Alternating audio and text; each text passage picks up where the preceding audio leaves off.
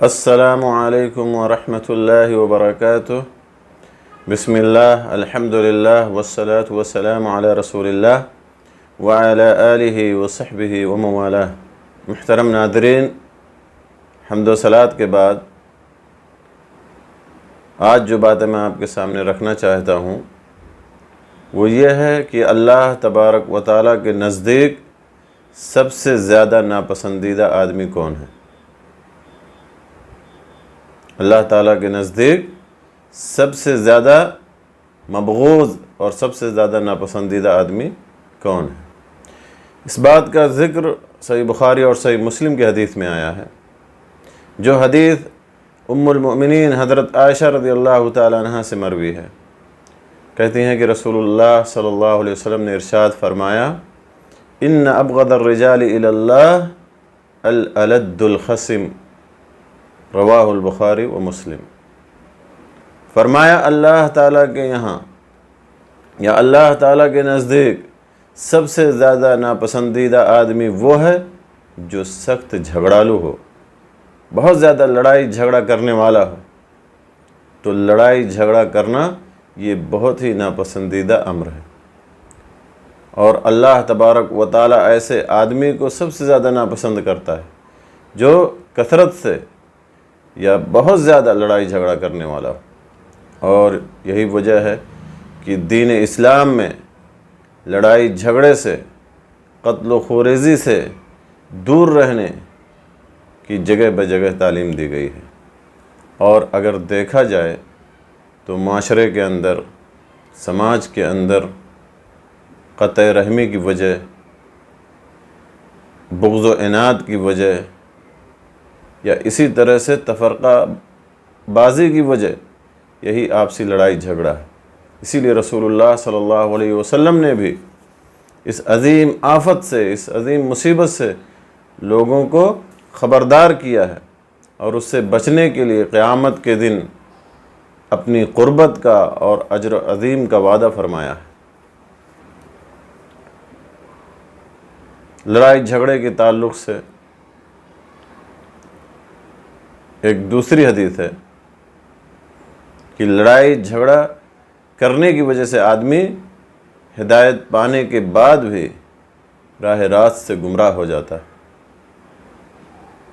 یہ حدیث ابو امامہ الباہلی رضی اللہ تعالیٰ عنہ سے مروی کہ رسول اللہ صلی اللہ علیہ وسلم نے ارشاد فرمایا، ما ضل قوم بعد هدى كانوا عليه الا اوتوا الجدل، ثم تلا هذه الآية ما ضربوه لك الا جدلا بل هم قوم خصمون، اخرجہ الترمذی، سنن ترمذی کے حوالے سے حدیث ہے۔ آپ صلی اللہ علیہ وسلم نے ارشاد فرمایا کہ جو قوم بھی ہدایت پانے کے بعد گمراہ ہوئی تو اس وجہ سے کہ وہ لڑائی جھگڑے میں لگ گئی۔ پھر آپ صلی اللہ علیہ وسلم نے یہ آیت مبارکہ پڑھی، ما ضربوه لك الا جدلا بل هم قوم خصمون، کہ تجھ سے ان کا یہ کہنا محض جھگڑے کی غرض سے ہے، بلکہ یہ لوگ ہی جھگڑالو ہیں۔ تو ہدایت کے بعد گمراہی، راہ راست سے بھٹکنا، اس کی ایک وجہ ہے لڑائی جھگڑے میں مبتلا ہونا۔ اسی طرح سے ایک اور حدیث ہے جو جابر رضی اللہ تعالیٰ عنہ سے مروی ہے کہ رسول اللہ صلی اللہ علیہ وسلم نے ارشاد فرمایا، ان من احبکم الی واقربکم منی مجلسا یوم القیامہ احاسنکم اخلاقا، الی آخر الحدیث۔ یہ بہت ہی مشہور اور معروف حدیث ہے، سنن ترمذی کے حوالے سے، کہ رسول اللہ صلی اللہ علیہ وسلم نے ارشاد فرمایا کہ تم میں سے قیامت کے دن، قیامت کے روز میرے نزدیک محبوب ترین اور میرے قریب بیٹھنے والوں میں سے وہ لوگ ہیں کہ جن کے اخلاق اچھے ہوں، جن کے اخلاق بہتر ہوں۔ اور قیامت کے دن میرے نزدیک تم میں سے سب سے زیادہ ناپسندیدہ، سب سے زیادہ مبغوض اور مجھ سے سب سے زیادہ دور وہ لوگ ہوں گے جو ثرثارون اور متشدقون اور متفحقون ہیں۔ ثرثار کا معنی ہوتا ہے، یا ثرثارون سے مراد ہے کہ بہت زیادہ باتیں کرنے والے لوگ، اور متشدقون سے مراد ہے کہ بہت زیادہ ہانکنے والے اور بہت زیادہ اپنی باتوں کو اپنے باتوں کے ذریعے سے فخر کا اظہار کرنے والے. اور اسی طرح متفحقون سے مراد صحابہ کرام رضی اللہ عنہم اجمعین نے جب رسول اللہ صلی اللہ علیہ وسلم سے پوچھا اور کہا کہ ہم نے ثرثارون اور متشدقون کا مطلب تو جان لیا، لیکن متفحقون سے کیا مراد ہے؟ تو آپ نے فرمایا کہ متکبر اور گھمنڈی شخص. امام نووی رحمہ اللہ نے اس حدیث مبارک کی شرح میں لکھا ہے کہ ثرثار سے مراد وہ شخص ہے جو تکلف کے ساتھ بہت زیادہ بات چیت کرے، اور متشدق سے مراد وہ شخص ہے جو اپنی باتوں کے ذریعے سے فخر کا اظہار کرے اور اپنے کلام کو، اپنی بات کو بڑھا چڑھا کر پیش کرے اور سب پر فوقیت دے. اور متفحق سے مراد وہ آدمی ہے جو تکبر سے باتیں کرے اور خوب کرے، تکبر اور گھمنڈ کے سبب عجیب و غریب کلام کرے اور دوسروں کے اوپر اپنی برتری کا اظہار کرے. تو یہ متفحق سے مراد ہے.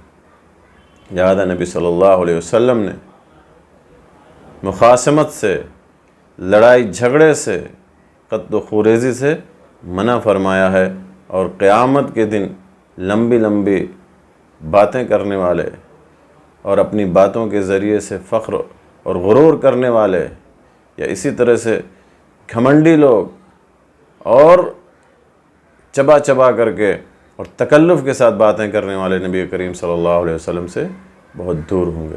تو میرے دوستو، اگر ہم اللہ تبارک و تعالیٰ کے یہاں محبوب بننا چاہتے ہیں تو ہمیں چاہیے کہ ہم لڑائی جھگڑے سے دور رہیں. اللہ تعالیٰ سے دعا ہے کہ اللہ تعالیٰ ہمیں اس برائی سے محفوظ رکھے. آمین. وآخر دعوانا ان الحمدللہ رب العالمین، وصلی اللہ علی نبینا محمد وعلی آلہ وصحبہ اجمعین.